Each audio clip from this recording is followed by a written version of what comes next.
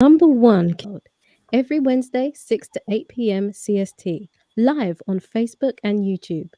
Join us as we discuss pertinent issues that relates to you and I with your host, Alinko.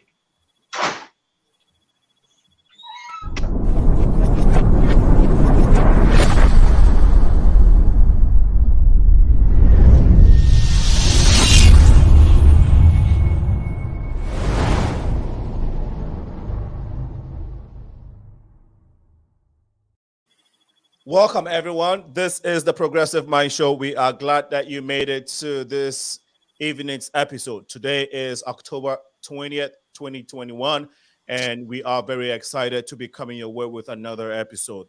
My name is Alinko.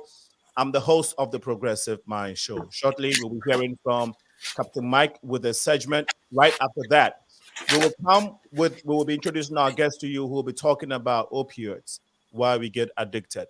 We selectively chose today's topic as a result of what the West Side as a result of an organization on the West Side and what they are doing with regards to helping people who have addiction and other people in this community who are helping in this manner. We also understand the significance and the effects of using hard drugs and the causes and how it's been affecting our communities. And so we want you to be part of this show. This is a community building platform where we engage you and I in talking about these pertinent issues that concerns us. We'll go to Captain Mike right away. After that, we'll come back to the show. Captain Mike, please take it from here. All right. How's it going? Well, we have had, I'll say, a good week so far, good weather. I don't know how it's going to look for the rest of the week, but to next week. But I know you do have some updates for us. So please go with it. By the way, I like your ties looking very clean on you. Well, thank you. Breast Cancer Awareness Month. So this is the time of year we get to buy and wear our pink ties. So make sure you support Breast Cancer Awareness Month, guys. Funny you should mention weather. Right now at Midway Airport, 70 degrees. Winds are out of the south at 8 miles an hour. Partly cloudy skies. For the rest of tonight, we'll take a look. We're going to look at Temperature is going to dip down to the mid 50s. Winds are going to stay out of the south, and you may have some periods of isolated showers. So if you're out and about, make sure you keep those umbrellas handy. And as you can see, it's a full moon tonight, so watch out for werewolves. Tomorrow, we're going to have the wind switching to the southwest, high of about 55, and we're going to keep this pattern throughout the week. The average high for this time of year is about 60 to 61 degrees. So we're going to be 11 degrees above average today, but we're going to be slightly below average, about 5 to 10 degrees below average temperatures highs for this week. So we're going to keep those clouds Thursday, Friday. Saturday is going to be a decent day. Winds are going to switch out of the north. We're going to have mostly sunny skies. But Sunday, the clouds return. The winds are going to pick up, some gusts up to about 20 to 25 miles an hour, some rain early Sunday and maybe early into Monday. Keep those umbrellas handy. Tuesday, the sun is coming back, but we're going to have winds off the lake, and we're going to have a slight decrease in temperature, 51 degrees. High Wednesday of 55 degrees. We're going to keep those easterly winds.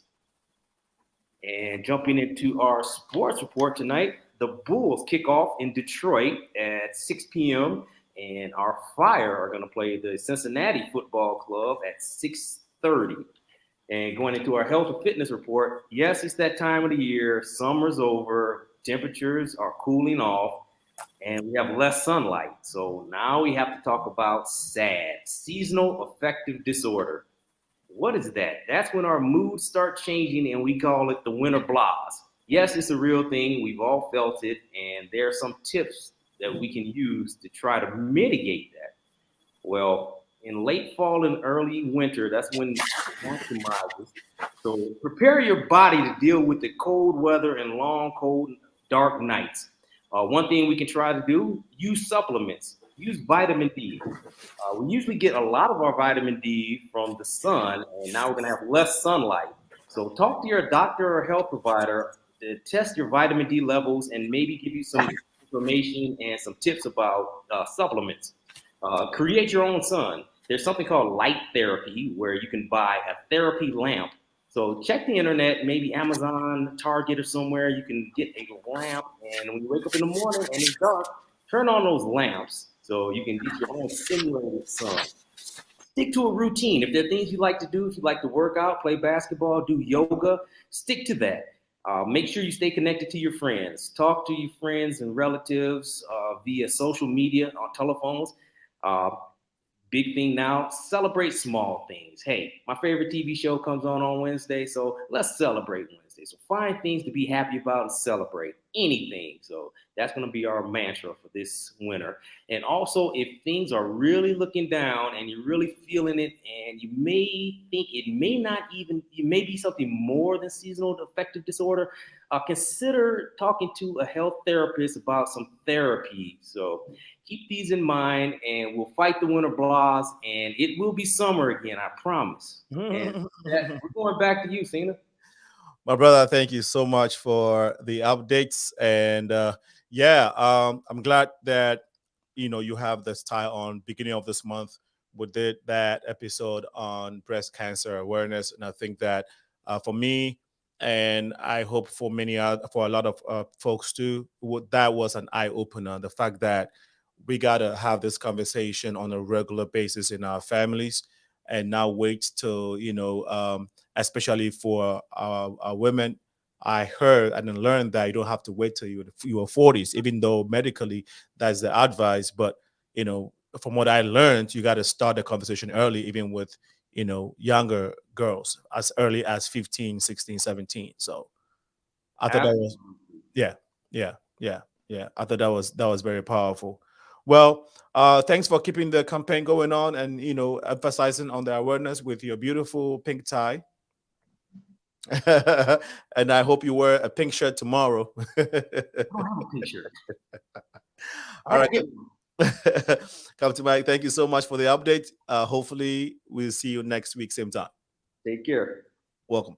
All right. That was Captain Mike with the segment. We will go straight to our guest this evening. We are ready, and they are ready. Just bear with me one moment while we get our guest introduced. This is, again, you're watching The Progressive Minds. Please share this feed. Please share the feed at the moment. We live on Facebook and on YouTube. You can also catch us on Twitter, but definitely share the feed so that we can all participate in tonight's conversation. Once again, hello and good evening to everyone for joining today's segment. Our title is Opioids, Why We Get Addicted. Opioids are a class of drugs and a class of drugs naturally found in the opium poppy plant and that work in the brain to produce a variety of effects, including the relief of pain. And with many of these drugs, opioids can be prescribed as medicine, referred to as painkillers, or they can also be called street drugs, such as heroin. Opioid use does not come without risk. Regular use of these prescribed medications can increase your tolerance and dependence, requiring higher and more frequent doses. Today, we'll be talking to these experts who will be helping us understand the use of it, the effects, and what they are doing to help diminish that the side effects or the overindulgence of opiates is causing in our society. Here is Lee Rauch. He's the director of WESTSIDE Heroin Opioid Task Force. We also have TANYA Sorrell. She is She has a PhD. Dr. Sorrell. Dr. TANYA Sorrell. My screen is messing with me. Dr. TANYA Sorrell works with RUSCH Hospital, and she's also going to be helping us with a conversation this evening. Dr. TANYA, please pardon me for butchering your name there, but I hope you understand. And Lee Rauch, you're welcome to the Progressive Mind Show, Lee. Can you hear me, Lee? Yes, I can. Thank you. Nice to be here. Appreciate it. Brilliant. And Dr. TANYA, once again, welcome to the Progressive Mind Show. No problem. Thank you so much for having us. My pleasure. And in my introduction, I left out Gail. Gail, my apologies. Gail Richardson is also here with us. Gail, you're welcome to the show. Thank you. My pleasure. So let's start with Dr. Lee Rauch.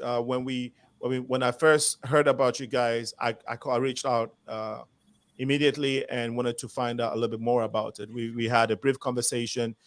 You had things to do, but one thing led to the other. Now we're here. Please give us a little background of who Lee Rauch is before we get to WESTSIDE Heroin Opioid Task Force. Well, I live in Chicago on the north side over at Laramie and Irving Park. I've been in Chicago since 1976 when I came in and started doing street work with teens on the northwest side around Steinmetz and Foreman High School. And I've kind of been around in the field in various organizations and various roles since then. In 1986, I was one of the co-founders of Prevention Partnership, which is the lead agency for the WESTSIDE Heroin Opioid Task Force. And I don't know what else to tell you. I mean, my main focus has been in the field has been youth work, and that led to me being part of working in prevention. Mm-hmm.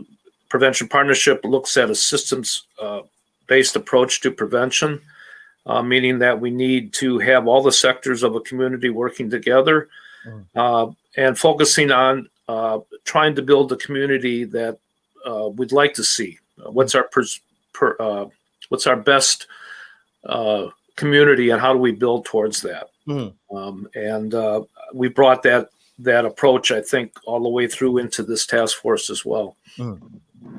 Thank you so much for giving us that background. Dr.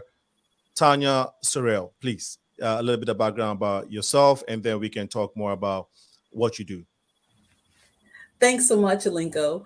I'm a psychiatric nurse practitioner and professor in the Department of Psychiatry and Behavioral Sciences here at RUSCH in Chicago. My clinical training is in psychiatric nursing, particularly the needs for underserved rural and urban populations in addressing behavioral health and substance use issues.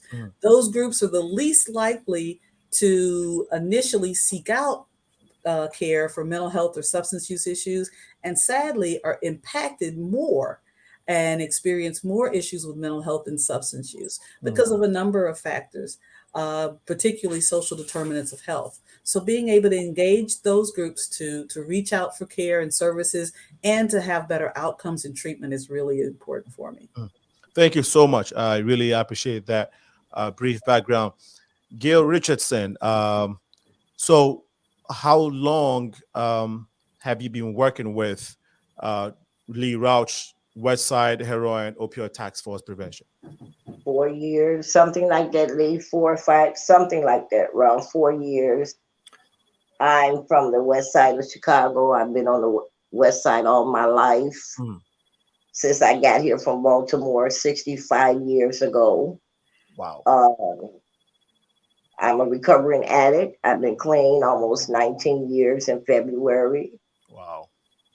And I wore the shoes. So I know the streets pretty well. I worked at Illinoisville. I retired from the phone company. And I've been in, let's see, I've been to federal prison. And yes, I went to federal prison. And when I came out of federal prison, I started to work for Prevention Partnership, Wow. Westside Outreach Task Force. I've been home. I'll be home 6 years. Wow. 6 years in February. Thank you so much for sharing. And so you've been working with Westside Heroin Task Force for 6 years, you said? About almost, what is it, Lee? Almost 5, 4? I know it's 4, right? Around 4 years, yes. Yeah, 4 years. Thank you so much for sharing. Lee, you mentioned earlier that the organization Westside Heroin Task Force was formed about 30-something years ago. You also, go ahead. No, the Prevention Partnership was formed about 36 years ago. The task force actually was founded in 2016 through the work of Representative LaShawn K. Ford and others. And in 2019, in July of 2019, Rep. Ford asked us to Prevention Partnership to take the coordinating role. And so that's when I came back to Prevention Partnership to take this role. Thank you. And you said you left at some point and then came back. Can you? Okay, well, again, I started in 1976. I came in to work with Northwest Youth Outreach, which now exists as Youth Outreach Services, one of the premier youth organizations in Chicago and across the state. I learned my chops there, learned a lot about the issues of drug use among teenagers and adults. I also learned how to do street outreach, hanging out where the kids were. Which really formed the whole idea is you really need to, if you want to make it a dent, you need to go where the young people are, people who are experiencing the issues. It's the same way that we're approaching the work that we're doing on the West Side. You can't, back in the day with youth outreach, we said, kids don't access buildings when they have problems. This is the same thing with adults. Very few of the adults really go to a building to ask for assistance. And many folks on the West Side and many folks in general, their first experiences or the first few experiences with bricks and mortar facilities have not always been that good. And so that's why, that's one of the underpinnings is to really get out there and work on the streets. But I also worked for Task. I worked in 26 in California, interviewing folks in the jail to see whether or not they were, people with opioid use disorder. We used to call it addiction, and also whether or not they would be able to respond to treatment. That was a diversion program that Task still does. And I also worked for Central States Institute of Addiction, which was through Catholic Charities, and did a lot of training with teachers and other folks about addictions and opioid and other substance use disorder. So I've had kind of a broad experience in the field. So it's been great when I've come back to the West Side. 2 years ago to take this role. I have many colleagues throughout the field that we were kind of frontline workers, and now some of them are running organizations. Some are state representatives, and that made the transition and our ability to really pull together this task force much easier. And the other piece I should mention, the person's not here, that it always kind of looms over the whole program, is Luther Sias, who's our outreach director. I met Luther in 1986, and he was the guy who really kind of told us how to get things done on the West Side. Between him and at the time it was Alderman Danny K. Davis. He's now a congressman and still a great leader on the West Side. Lou and Danny really helped us get a foothold, along with the current and founding executive director Al Orsello. So we're all still around doing the work, and really, it's kind of a nice opportunity to really have some legacy, some work in a community that's really embraced us and really supported us all the way through. Awesome. Thank you so much again for sharing, Dr. Tanya. You are an associate professor at RUSCH Medical Hospital. How did you start connecting with Lee Rauch and his organization, and of course, working with folks who are not you do some work when it comes to folks who are being affected by these drugs, but how did you connect with Lee Rauch, I guess is my main question.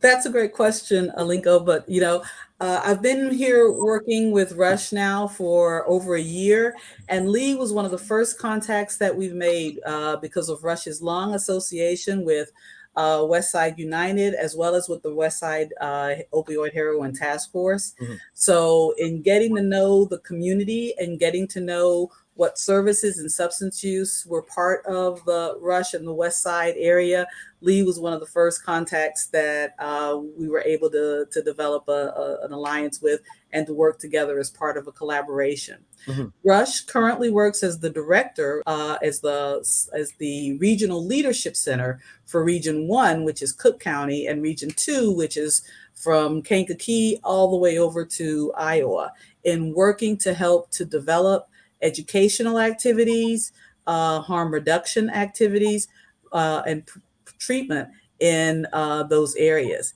So in developing programs and support, as director of that regional leadership center for those regions, I immediately looked at working with Lee and helping to get the word out in ways that RUSCH could be involved in our addiction services department and working with helping substance use services, particularly on the West Side, which are more severely impacted for substance use with substance use issues than a number of other areas in our state. Thank you so much for sharing. Gail, yes. How did you start getting help when you said you went to jail, and we'll probably come into get to how you ended up in jail. But once you were out, first of all, how did you start getting help from Lee's organization? How did I start getting help? I went there. Yeah. Did you go up to them, or did they meet you on the street through their outreach programs? How did it all happen? No, I heard about the organization, the West Side Task Force. Okay. My sister told me about it. So I went and I met with Luther, who he was just speaking about. And I was on an interview, and I didn't know who Lee was. Lee was sitting on the side desk listening to our whole conversation. And the day I got hired, I went to training. You had to go to training to learn how to train a person on how to use naloxone and Narcan. Okay. No, thank you. Now, how did you start getting involved with? And I know this may be a long story, but if you can maybe summarize it for us, how you first start getting used to, how you got in contact with drugs, and how you all started working on your life to the point where you ended up in jail. If you can just summarize it for us. I retired from the phone company, and I used to work for the phone company, and I decided that I was going to be a drug dealer. So doing my drug use, and I used to say all the time, I'm tired, Lord, I'm not meant to be this. So the help they have out there today, they didn't have that help when I was out there on the streets. I went through Loretta. I went through Loretta and did a program. And while I was doing the program, my mindset hadn't changed yet. My body was clean, but my mind wasn't there yet. So when I got on this program, when I caught this federal case, I went back to Loretta. This is when I was in Loretta, and I was out on bond, cognitive release, my own release, and I was supposed to do a drug program. So while I was doing the drug program, my case manager saw that I was slipping, and she called my the other case manager with the federal government and told him I was slipping, and she was right.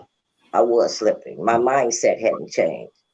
So they picked me up. When they picked me up, I had drugs in my possession, and they put me back in MCC Chicago. So once I got sentenced, while I was in MCC Chicago, I told myself, this is a new beginning. Whatever the judge give me, you know, this is a new beginning for me. I just got to not do the time, not let the time do the time. While I was in federal prison, I took a class to become a certified addiction counselor. I went in there for the wrong reasons. I went in there to get away from the compound. But while I was there, I also got something. I got what I was looking for. You know, it's amazing how you do things for the wrong reason and God will turn them around for his good. Because so when I got out, I went straight to where I used to work at. I used to dispatch for several livery cab companies. But I told myself, this is where the drugs used to be in this area. Am I strong enough to do this? But while I was in there, God was preparing me. I was getting really mentally ready to go out go back into the world, because that's what it was. Once you're in prison, you're excluded. You know what I'm saying? You're not out there. Everything had changed. I didn't know nothing about cell phones. It was kind of a scary feeling at first. I'm walking back out to the new. So when I came out, I walked past some places where they were doing pass outs, but it never dawned on me. I never had the thought, okay, I want one. I just kept on going because I knew this was a new beginning before me. I'm starting new. I took off that old skin. This is something new for me. I got to go ahead. No, I was saying wow, but thanks for sharing so far. We'll come back to your story and really appreciate you sharing this. If I may just clarify, when Gail came to work with the task force, she was already into many years of sobriety and recovery, and so she brought that, not only the knowledge of the streets and their past experience, but the energy and the drive to be able to want to share her insight and her skills, with the rest of the community. So, she's probably helped us more understand what's going on and helped us direct our services in the right places and in the right ways than that we probably influenced her. We take no credit for her. It's all on her and her colleagues out there. Thank you again. Dr. Tanya, help us classify the various types of drugs out there, or opioids, right? Because this conversation is not only about the use of opioids and heroin, but other drugs as well. So maybe help us identify those, and then we can talk about how they affect our bodies, and then we can have Lee and Gail respond to some of the comments that you probably would have made. But go ahead, Tanya. Okay. And that's a really good question, because, you know, we've always had opioids available in that sense, you know, and the ways that people may have used or have been treated for opioid use disorder have changed over time as well too. In the early 1900s, even, you could go to the store and get Coca-Cola, which had coca leaves in it, which is part of cocaine. Or you could get a cough syrup that had codeine or opium in it. And many people at that time even may have, as they started to use, may have gotten, the use became a dependence where they needed to go to an opium treatment clinic to get help in monitoring that use. They actually used to have in the early 1900s opium treatment clinics where doctors would prescribe a certain amount every day to keep someone from going into withdrawal, but also enough so that they wouldn't have an overdose. Unfortunately, with changes in immigration and with some of the racial changes in the society at that time in the 1900s, we went from more of a medical treatment for those who may have an opioid use disorder to more punitive or criminal justice treatment for those who may have opioid use disorder. And using opiates or having an opioid use disorder was thought of as a moral failing or weakness, rather than what we really understood that it is, which is a biological disorder. All of us have a drive to have a reward, a sense of pleasure.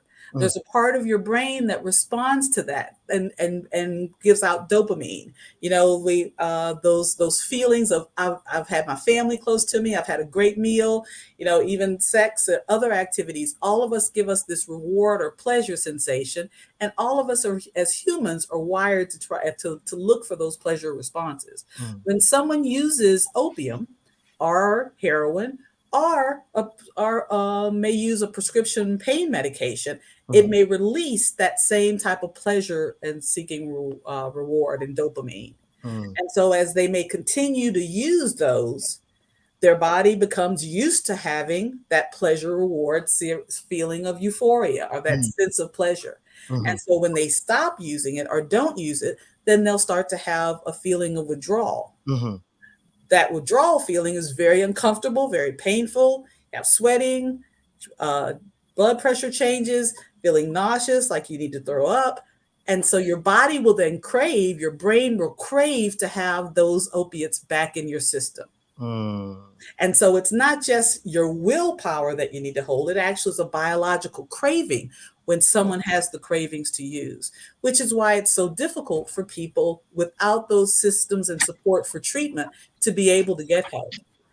And Gail is really right. Years ago, rather than providing treatment, the treatment was jail. People were placed in jail for using. But we recognize now that it's a biological issue and that we need to treat it like any chronic illness or chronic medical condition. And so there's medication and therapy now that can really help turn the corner and be able to help someone and bring them back to not only themselves, but their families and the persons that they. Thank you so much for sharing, Tanya. And I'll come back to you again. You're watching the Progressive Mind Show here, right here in the city of Chicago. My name is Alinko, and we were talking to Lee Rauch of the WESTSIDE Heroin Opioid Task Force, Dr. Tanya Surreal, an associate professor at RUSCH Medical Center, and Gil Richardson. If you want to call into the show, you can ring 815-277-5047. If you have a question or comment, please go ahead and do so, 815-277-5047. Lee, how do you go about, and I think I asked, Gabe may have touched on it, but with the WESTSIDE Heroin Opioid Task Force, do you have a network of people who walks the streets to literally engage people and try to get them to your organization for help? Or can you tell us the dynamics? How does it work? Well, the particular outreach team that Luther, the outreach director, and Gail and 5 other individuals are a part of really came out of a realization early on in our time with the task force, soon after July 2019, that there weren't a whole lot of organizations that were doing the kind of street work that this group was capable of. Of course, the most established and most well-known group was Chicago Recovery Alliance. So they've been around for a number of years, many years. And they were always kind of the lead in really responding to the real needs of people with opioid use and other substance use disorders. They, were instrumental in distributing clean syringes and other drug paraphernalia that would help alleviate negative consequences of sharing needles and using drugs so that they weren't harming their bodies. And really, but Gail was talking about the training that we went to. We were fortunate enough before the COVID pandemic hit to be able to go to a 3-hour training of trainers that was led by Ileana Ravi Espinosa as part of the Chicago Recovery Alliance. A tremendous training, not only taught us how to recognize and respond to an overdose, but also to really understand what the harm reduction approach to this whole issue was. It's the total opposite of the punitive side of things. The slogan, I guess, the underwriting ethos of Chicago Recovery Alliance is any positive change. And the whole idea was to meet the person who is using and having difficulty with their use where they live, and to really help them and really listen to them about how they define getting better or having a healthier lifestyle. So if it was now I've decided not to share needles, we're not sharing needles anymore. We're using our own. That was a positive step, and it needed to be celebrated. If it was taking a small sample before you did the whole amount that you got so that you didn't overdose right away, that was a positive change. And with, encouraging folks to always find that most healthy lifestyle.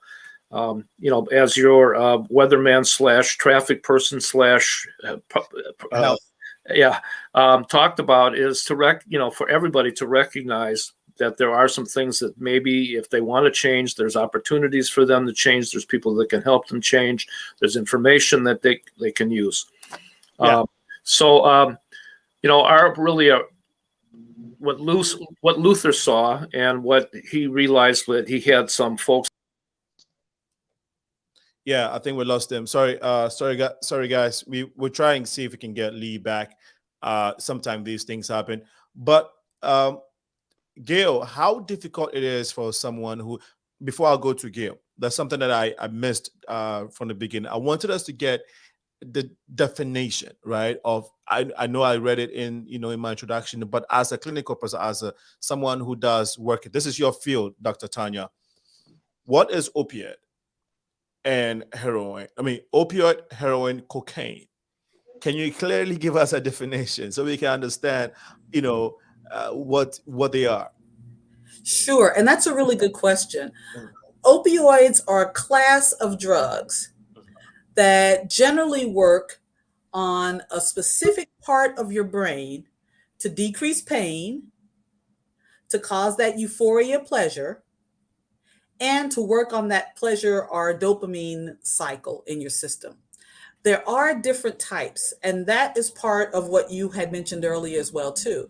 There are prescription pain medications that might be prescribed if someone has a fall and breaks a leg, or might be having acute pain. Those also can be misused over time. And one of the more current issues in regard to the opioid crisis is that prescription medications such as OxyContin were, as people were taking them initially after an acute pain, they continued to take them. But then when there was any issue or change in their care, they would start to go into that withdrawal that I was talking about. Okay. And the brain would start to crave drugs. And so they would crave in that same way as if they were taking heroin. And opioid is derived from the seed opium? Yes. So opium poppy is the start of all of the opioid types. Okay, so from opium, you develop morphine. Morphine is basically what we consider like the standard bearer for the class of medications. There's opium, then there's morphine, and then there's heroin that is stronger than morphine. And then there are newer drugs such as fentanyl that are actually 100 times stronger than heroin. So if someone had been used to taking heroin on the streets and they knew about how much to take, if there's fentanyl in that heroin, they may accidentally overdose because it's very, very hard to gauge how much you can use safely. And that's been one of the more immediate issues about the crisis that we're seeing currently. So you give us a definition of opioid, and I'm sorry to interrupt because I wanted to get that follow-up question. So heroin, yes, what is it? And then cocaine, those two. Okay, so heroin is derived from morphine, so it's a type of opium, so it's in that same class of opium, of opioids. Cocaine is actually in a different class of drugs. It's called a stimulant. Okay, so it actually does the opposite. If all the medications that are called opioids calm you, relax you, have you giving you a pleasurable sensation and response or that euphoria, stimulants actually do the opposite. They rev you up. They make your heart beat faster. That's why people may have heart attacks when they're using. Okay. And then cocaine, methamphetamine, those are types of stimulants. Okay. And those are drugs that are, I mean, cocaine is not a, okay, so were those drugs, are they meant to do the same thing as opiates, like you said, calm you down, ease your pain, stuff like that?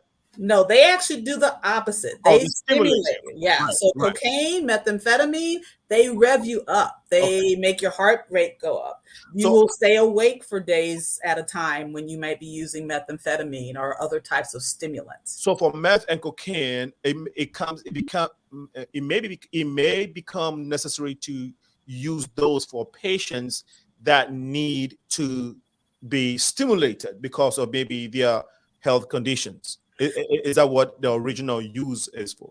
Not quite necessarily. What we know about some stimulants is that during the war, sometimes pilots who were flying missions over towards Japan or in World War II or Germany, they may have taken amphetamine to stay awake longer while they were flying and needed to be alert. From there, stimulants then they always came more towards somewhat of illicit use, although as we looked at medications for attention and concentration, some types of amphetamine type medications were used as stimulants for patients who had attention deficit disorder. But they're not normally prescribed for any type of activities that we would do medically. Other than some, but not cocaine or anything like that, but some stimulants we may prescribe for attention deficit disorder. Otherwise, they're generally used in misuse illicitly.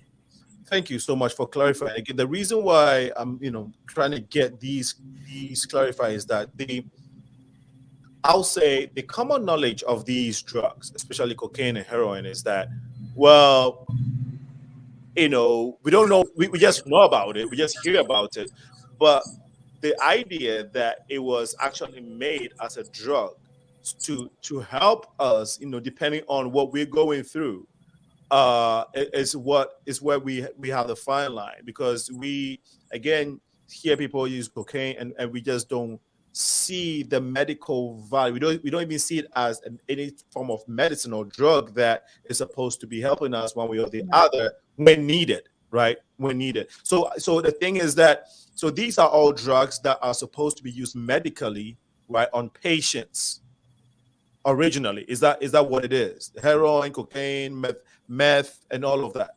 Is that what it is? Not quite. Now surely coca leaves, which is how cocaine is derived, is a naturally occurring plant in the southern hemisphere. Okay. Now, people may take what may occur naturally and misuse it, right, but it never necessarily in that sense had a potential medical use that was used by medical practitioners. Okay. Other than what we did start to learn for people who might have attention deficit disorder, that there were some stimulants that could be used medically. Okay. Okay. Those are stimulants, but you can use them medically depending on what's going on. Okay. Mhm. Okay. Crack. What is crack? Crack cocaine. Crack is cocaine, but it's processed. It's a processed type of cocaine that makes it cheaper, and unfortunately, it's the same drug, but it's just in a different and utilized in a different way. Right. Okay. Now, so what we've seen on TV, people inject, heroin into their bodies. So, let me ask you, Gail, how difficult is it for anyone using drugs to try to reach out to get help? How difficult is it? Yeah. Like she's right now, it's not difficult if they want to reach out. But when you're using heroin, like she said, your dopamine, your pleasure, it makes you feel good. It makes you feel good. It suppresses the pain. One's an upper. Heroin is a downer. Cocaine is an upper. Okay. And I've talked to several people on the streets, and some of them have told me, I'm not ready yet. When I get ready, I'll give you a call. See, you have to meet them exactly where they are. You can't try to push it down their throat, because until they get ready, that's when they're going to go. It is very difficult to, but like I said, it's plenty of help out there now. When we're on the streets, we cover a large part of the West Side. We cover from Austin all the way up to Walbanzia, all the way down to Cermak, down to Sacramento. We cover that whole area. And we have a doctor with us sometime. We have different providers with us. So if they're looking for help, if they want to get on medication, they're there to put them on medication. And some of them, just like I said, just say, I just want you to show me how to use this, me and my partner. So if they use first, if something happens to me, they can save me. How did you get introduced to drugs, if I may ask? How did I? Yeah, get introduced to drugs in the first place. How me personally, how I got introduced to drugs? Yes. Being nosy. I wanted to know. I first got introduced to cocaine when I was still working at the phone company, and the first time it got introduced to me, they were smoking, and I didn't smoking what they call a pipe. I didn't like it because it made my heart beat so fast. And we happened to be at a party, and I went in the living room and I prayed, Lord, if you just let me come down, I'll never use it again. And I never smoked again. So the next time I got introduced to drugs, I asked somebody, what's that? And they said, like they say, people, places, and things. They said, that's cocaine. I said, oh, like the movie. So I said, well, let me try it. I tried the line that time. So I did it a couple times after that. My nose stopped bleeding. I said, well, okay, God, I know you're trying to tell me this ain't for me either. So when I got introduced to heroin, a friend of mine was sick, and I took her to get it. And I wanted to know, what was that? And she told me I really didn't know what I was asking for. I said, well, give me a little bit. So I took some, and I liked it made me throw up. And every time I throw up, I got higher. And then I actually liked the way it made me feel. And that's how I got introduced to drugs, like that. Wow. And you stayed, and how long did you use it before you finally got out of? How long did you use it before you ended up in jail, if I may ask? I used it in my oldest child. I started using drugs in 86. Wow. 86, yes. I started using drugs in 86. I went to federal prison in 2003. I did 10 years. No, I'm sorry. I did 12 years, 10 months, and 2 weeks. So I say 13 years. I rounded off. And that was because you went to federal prison because they found what type of drugs and what quantity on you? I had a lot. In order to go to federal prison, you have to have a lot. I had a lot of cocaine, a lot of heroin, and I had a gun. So at that time, you were not only a user, you had become, you were selling it, like Right. Okay. Right. And is it a lucrative business? Yeah, we know that, but how lucrative is it? Back during that time, that's why I retired from the phone company. I decided that, during that time, my heroin use had just started. Okay. I had told myself that I would surround myself around people who got the money. If I'm going to be in this, I'm going to be around the people who got the money. So I went to, I was on the streets, and while I was on the streets, I learned that you have to watch your back. You have to watch for the stick-up man. There's several things that come with that fast money. Yeah, it's a dangerous life, right? Yes, it is a very dangerous life. But you make a lot of money too, very quick. Yes, you do, and you make plenty money. But I never was one that was a flasher. I always said, I don't need no big fancy car. I didn't wear no whole lot of jewelry. But a lot of people that didn't know me didn't know that I was a heroin user as well. Okay. Because the effects, Dr. TANYA, the effect of drugs, it differs on each individual. Is that correct? Yes, and some people who may use drugs once or twice, they may not start a pattern of use that becomes a use disorder. We know that there are a number of factors that may increase the likelihood that someone may develop a use disorder if they may occasionally use.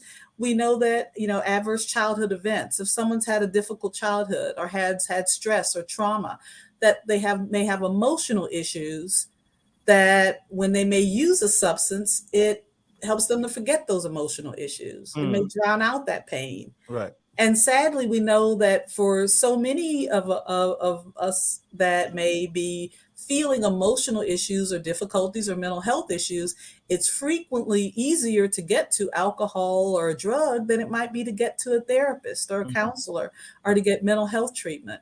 And unfortunately, that then becomes a problem where you now have two problems.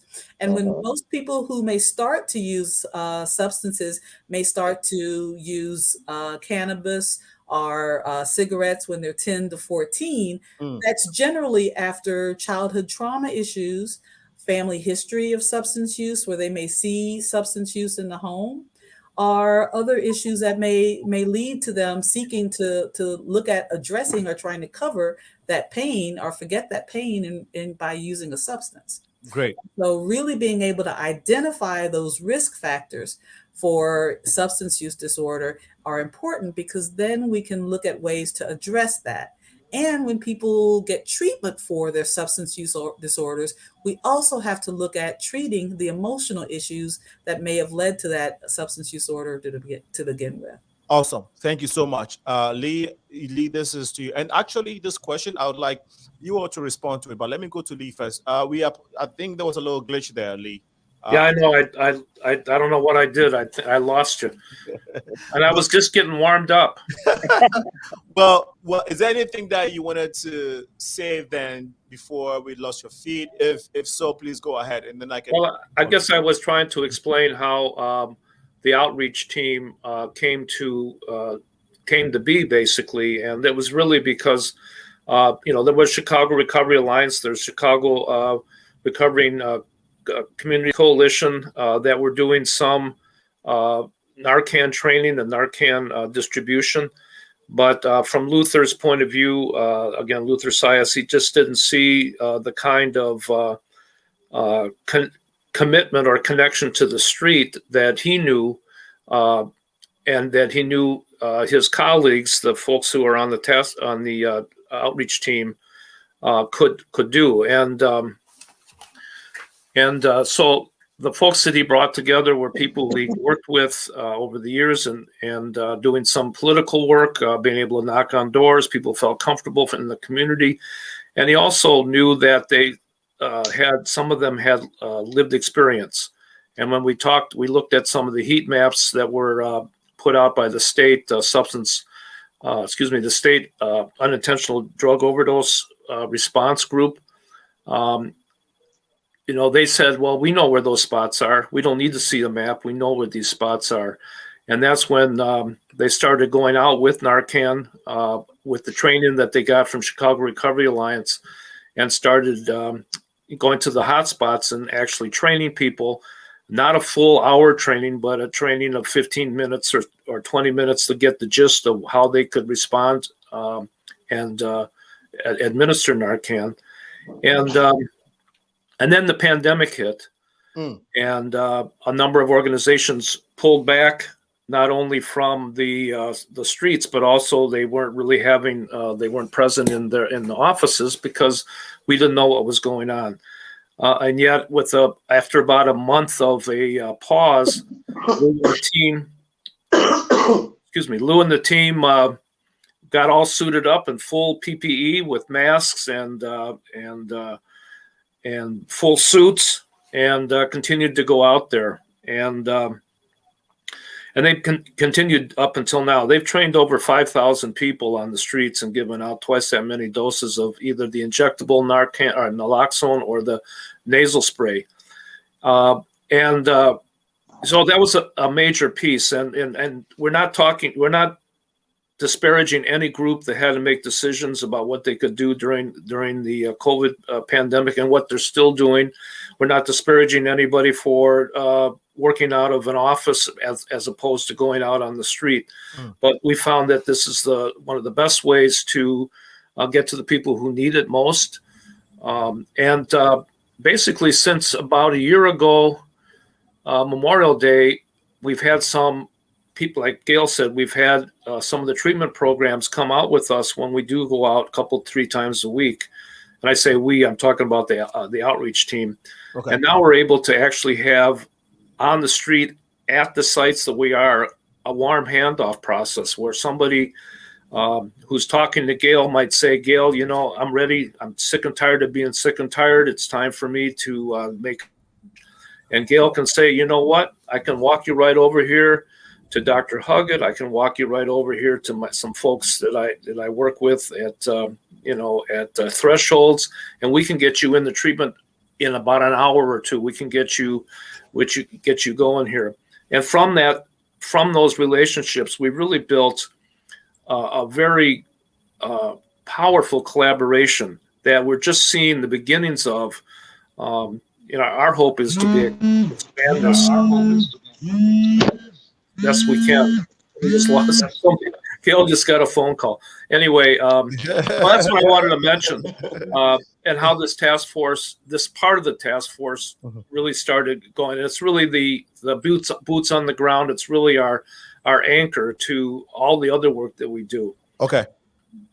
Now, quickly, now that you've given us a lot of insight to the operations of the task force, please help us understand the structure of it. So you were one of the directors. I mean, who are the directors, and how many nurses or doctors do you have? Can you help us give just a brief description of the structure, okay, and how it works? I wish I wasn't given the title director. I'm not that I can't stand the heat, but no, I really look at my role as a facilitator and a connector. Okay. And in a lot of ways, I'm kind of we have associations, and you have the kind of the secretary that puts it all together. I really kind of see my role as that. The outreach director, Lou Sias, is really focused on really connecting his team and the other providers out there to the street, okay, to get as close to the issues as possible. And then everybody else that's part of the task force is really, coming to it from their own discipline, okay, and their own focus. And but there is a head, though. There's someone who literally is in charge of everyone that works with the task force. Is that correct? Well, I mean, like I said, I'm the director, and my role is to make sure that everybody's cross communicating, Okay. getting the information that's important to them. You're the director, but you just don't like you just don't like the title. You just don't like the title director. I don't, I mean, I certainly don't call the shots for how anybody does their work out there. What I'm trying to do is illuminate and amplify the voices of the people we are trying to serve, because we really can't be doing services unless we're tapped into what folks really need. But I'm also attempting to pull together the folks who are doing their various parts of this whole piece, whether they're treatment programs, whether they're groups of recovering people who are very interested in becoming peer counselors.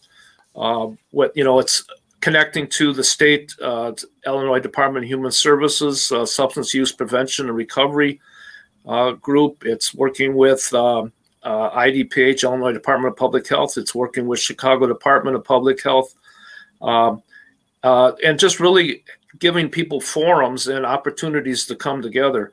Okay. We used to have live meetings. The last one we had was in March of 2020. We had 150 people at the Lawndale Christian Health Center. Yeah. And we heard from people who are clients at Lawndale Christian Health Center, talking about how they came to get treatment, what treatment is like for them, et cetera. And then the epidemic or the pandemic hit, and now we're meeting, virtually from here on out. Okay. And I can talk to you about some other, what happens is oftentimes certain people of the task force say, hey, we've got a big problem here around fentanyl. Somehow fentanyl is not being tested and people are being turned away because we can't find fentanyl in their system, so they can't get the treatment we need. Well, we started a work group around this issue, and now we have a meeting with 30 or 40 people every time to really talk about how we remedy this issue. So it really comes from the people who are involved in it. And again, we want to make sure that in all of this, our professional lives don't overshadow what we really need to be listening to is the folks who are experience opioid use disorder, homelessness, dual diagnosis, mental health issues, as well as their opioid use disorder. That's our key thing. And I guess if I'm going to direct anything, I'm always going to be deferring to, well, what's happening on the street? What do people need? What are the barriers for them getting the help they need? Yeah. And how can we position ourselves as professionals to be able to respond to this effectively? So that actually takes me to the question I was going to ask earlier, which is, why do people get addicted? And I'll ask Dr. Tanya, if you take it from here. I'll have both of them respond as well. I mean, I would have the Lee and Gil respond, but I want you to, go ahead. As we were saying earlier, Linko, it's actually your brain and that same dopamine reward center that drives the person to then want to use once they have started to use. Exactly.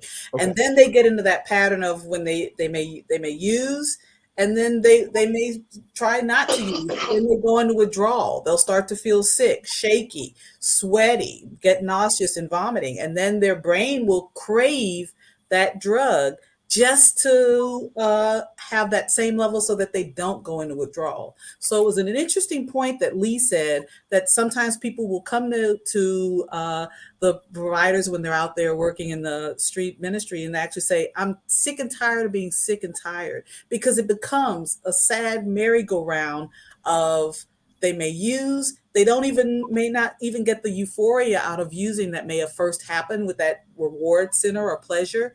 You may basically at some point your brain just drives that craving and wants you to use just to overcome and prevent yourself from going into withdrawal, because withdrawal feels awful. Great. So if you say your brain, are you saying are you referring to the neurochemicals in the brain is that what is that the substance or that dopamine in your brain, your receptors are saying, we want dopamine. And they're actually screaming at a level for dopamine that's so much more even than just what you might get from having a great meal or sex. Or what I try to remind people is, say you've had a great meal and your brain produces the amount of dopamine and response cravings like for baseball. People have about the size of cravings for sex is like the size of a basketball. The cravings that your brain and that dopamine reward system have for drugs is like the entire baseball field. okay. In terms of how much your brain is driving to say, I need to have that drug, which is why it's so hard to stop use. And you also recognize that people, while they're in that use pattern, may do things that they wouldn't normally do when they were not in that use pattern, because the cravings for that dopamine reward system are at such an extent that it's hard for them to be able to say no. So one reason that having those outreach workers walking the streets and talking to people to say, when you're ready to get off of this, we're here for you, is that a couple of things. One, if you overdose and die, we can't have that service and treatment for you. So helping you at least to stay alive. That's the part of harm reduction that keeps you from dying while you start to have trust in the folks that are there. Stigma, and we haven't mentioned that yet, but stigma happens not only from society, unfortunately, about substances, but people have a stigma of themselves. I don't deserve to get help. I don't deserve for somebody to care for me. I'm at the bottom and I don't deserve to get better. So many of the times when people go out like Lee with the WESTSIDE Opiate Heroin Task Force and actually treat someone else like a human being, that shows the person that no, they are important enough for someone to care about you, to get help. And it allows them to overcome that stigma that they've actually imparted on themselves to say, I'm ready to get off of this roller coaster ride. How powerful is alcohol or liquor compared to all these drugs that we've mentioned and talked about so far? And can it also get you into the same state as heroin, cocaine, opioid can get you into? It can, yes. You can use alcohol to a point to where your brain and those same chemicals and that pleasure reward dopamine center is needing you to want to use. And you have that same pattern for any type of drug. So you may use alcohol and then you may not. And then you'll have withdrawal symptoms from not having used alcohol. Now, the alcohol withdrawal symptoms might be a little different, but you'll still have problems with your blood pressure, feeling like you're sweaty, like you're going to throw up. People who may be withdrawing from alcohol may also have a seizure, which could also kill them as part of that withdrawal process. And so that same part of your brain and that dopamine system wants alcohol and craves alcohol to be able to just feel regular. One of the important things that we have now that we didn't have 20 years ago is a number of medications that can help to curb those cravings so that you don't have that baseball field size of cravings for opioids, for alcohol. And so people can start to stop the use of opioids, stop the use of alcohol, and not have those driving cravings of their brain and that dopamine system, so they really can work and get the benefit from therapy, counseling, and support to be able to get their lives back. And so overcoming being able to take a medication to help to curb those cravings is really, really important. Yeah. Sometimes people will feel, one, I don't deserve it, or they may ask, well, am I switching from one drug to another? And it's actually a different mechanism. The medications that you might take to help to get off of heroin, actually, they don't make you feel high. They just keep that craving, that baseball-sized craving that your brain is driving from overcoming your ability to be able to make decisions and get back to you. Wow. And those medications don't get people addicted, right? They don't cause the same type of potential for overdose and death as when someone might be using heroin. And nowadays, in the last 4 or 5 years, fentanyl has become a very powerful drug that's frequently in most of the heroin that most people in the Chicago area and on the West Side may take. And so, as I said before, fentanyl is many times stronger than heroin. And so, unfortunately, the risk for overdose and death is that same increased times 100 times stronger.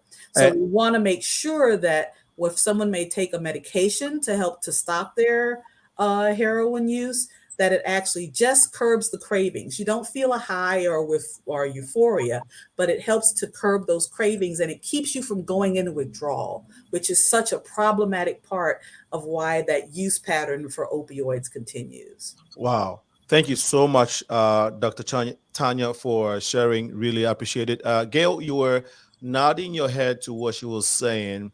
As someone who, have dealt with it, used it, how is it like for, back then when you're a user and you're on the street, or you were in the midst of people, family, and everybody trying to help you get out of it? How do you feel? Does it make you feel like people are trying to take your happiness away, and you're trying hard to hold on to it because of all these things that Dr. Tanya describes that it does to your body?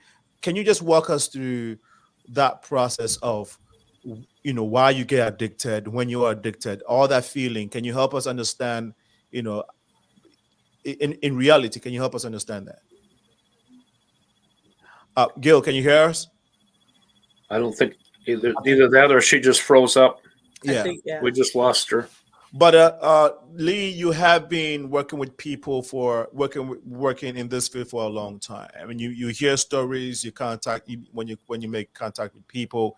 Now, among all the stories you've heard, would you mind sharing some of the sharing what people have told you, what it feels like, or what it is, to get addicted, and why they are in that situation, and why they may not want to get help?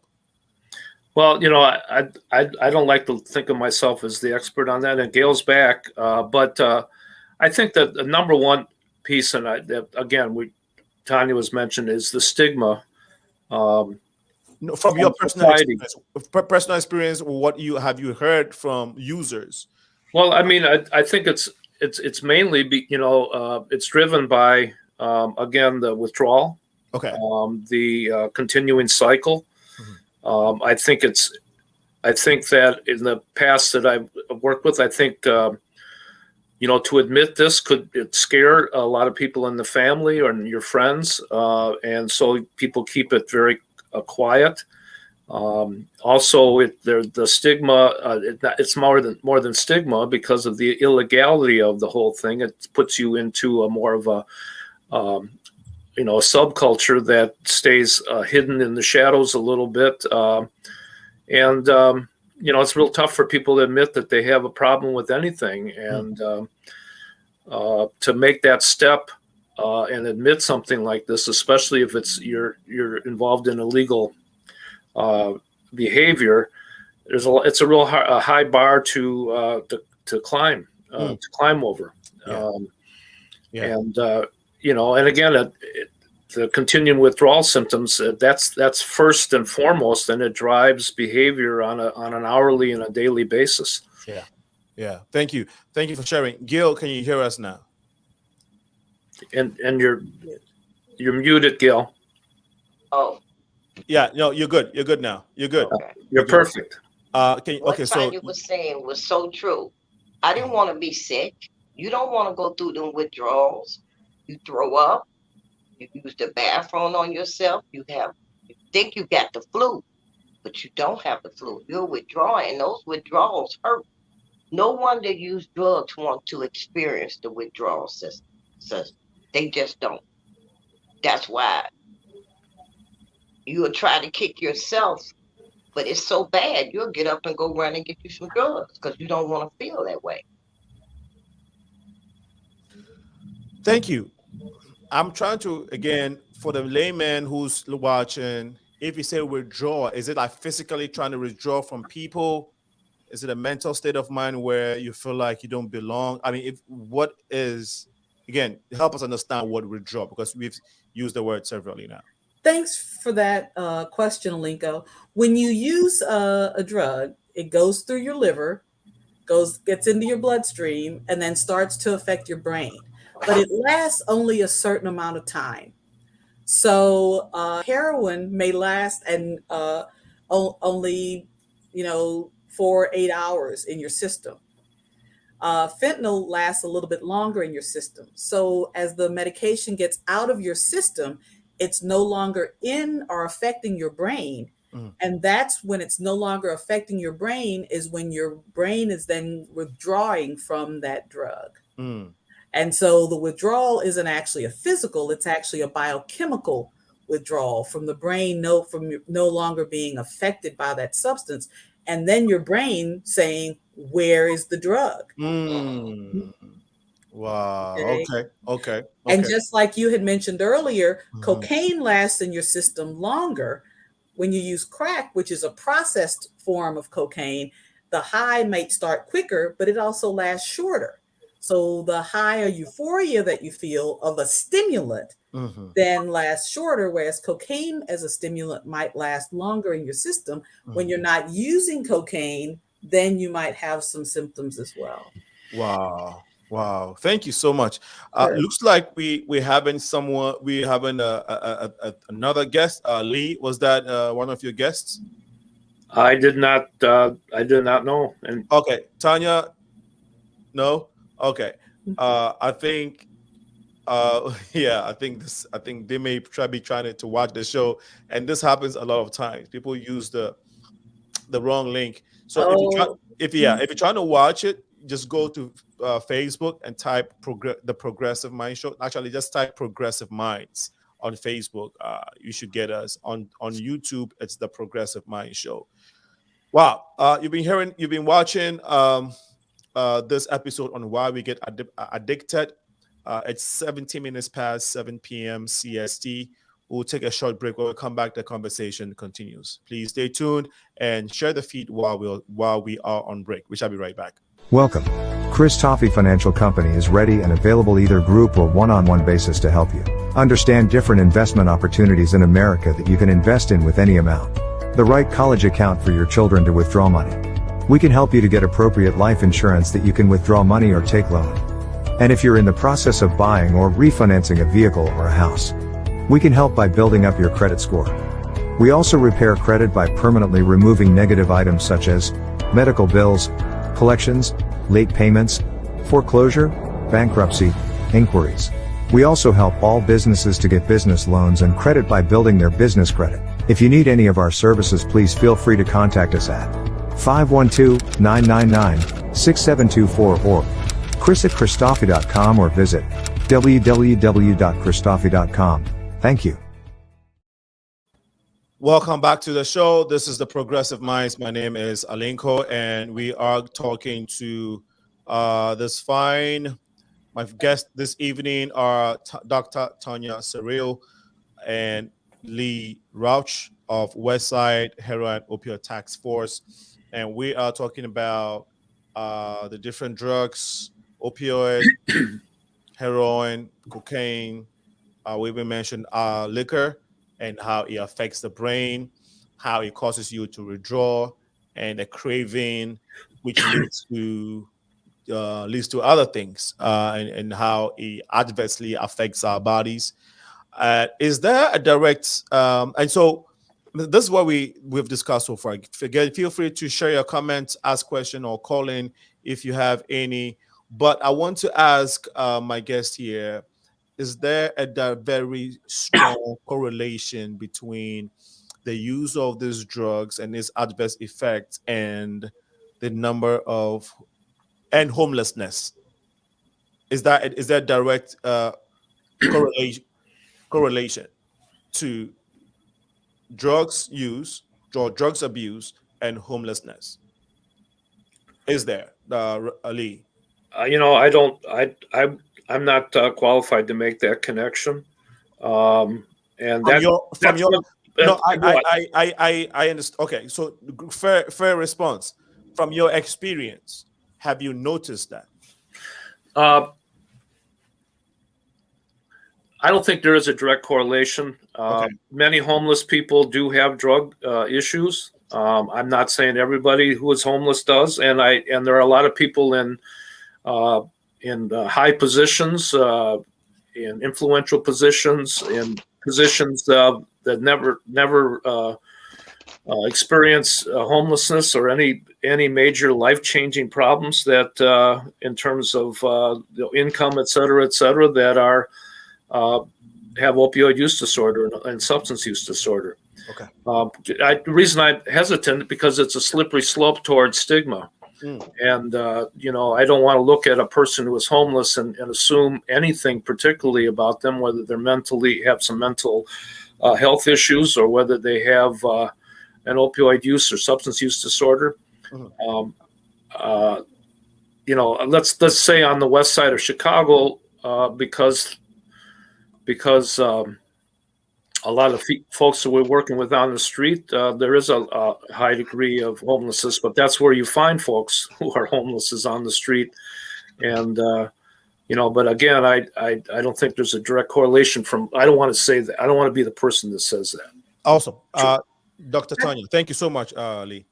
I think that's really correct, and I agree with Lee on that. I think the thing to really focus on is that drug use occurs consistently across all races, all groups.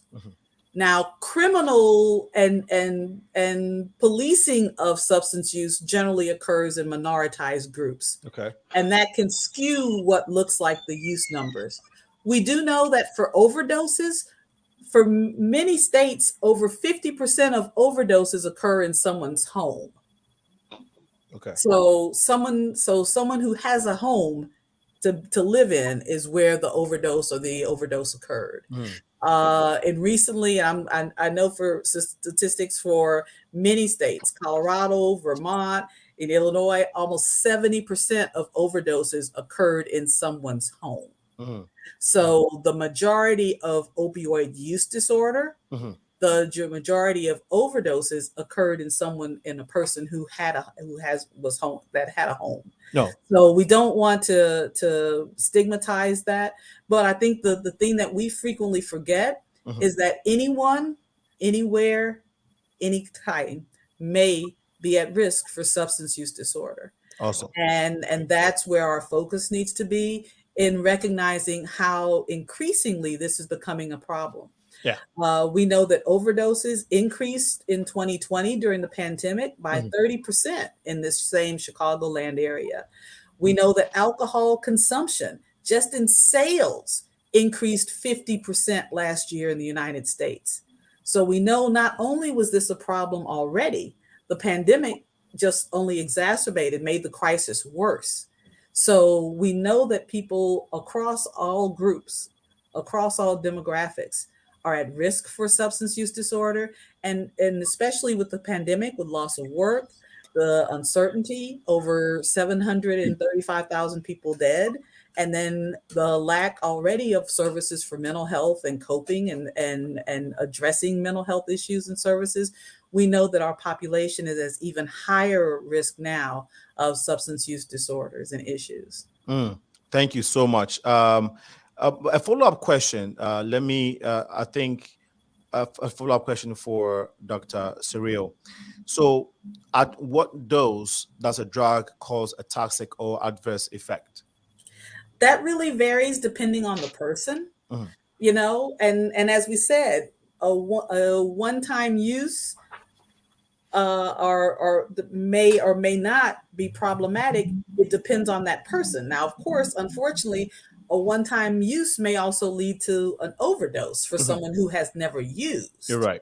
And so that question is a little bit difficult to respond. I think one of the important things to recognize is that, we used to focus, and we always want to focus on prevention. But just saying no doesn't necessarily develop prevention. Prevention includes addressing those risk factors that we talked about that make it more likely that someone may develop a substance use disorder. So, addressing childhood issues and emotional health and trauma, addressing what we call social determinants of health. And those are those areas where some groups may have easier times accessing healthcare, may live in areas where their environments are more supportive versus are less supportive. Working on factors that people may be able to address to increase the likelihood that they have good and safe schools, good and safe food, support systems and social networks, family support, and so that if there is a stress, if there is an issue, if something happens like the pandemic, people have social support, financial support, food support, housing support to be able to keep a stable situation and to be able to cope and to learn coping skills to help through the regular everyday stressors of our lives. Awesome. What is the comorbid? An issue that may be occurring at the same time. Okay. So, for example, just as we were talking about, people who may use substances may also have the comorbid condition, or may also at the same time have a mental health or emotional issue that may go untreated. And so when someone looks at getting treatment, we want to be able to treat any substance use issue, but also the emotional issues, particularly trauma that may have occurred either prior to their substance use, but in particular, people who may be using substances are at extreme risk of being traumatized while they're using. They may be more likely to work in a sex industry, or they may be at risk of being mugged, raped, other types of theft or illicit or illegal activities that may additionally traumatize them, or maybe in relationships that become abusive and then may experience trauma due to that abuse. Wow. And so we want to address those trauma issues as well. In your experience or in your line of work, have you noticed, or does age, sex play a role in how these substances, these drugs, have effect on one's body? And yeah. Well, your liver processes all chemicals and everything you put in your system. So the better your liver works, the better you're able to process. Okay. So just like drugs. So the older you get, the less tolerant you are of substances. The longer you use substances, the less tolerant your liver is of substances.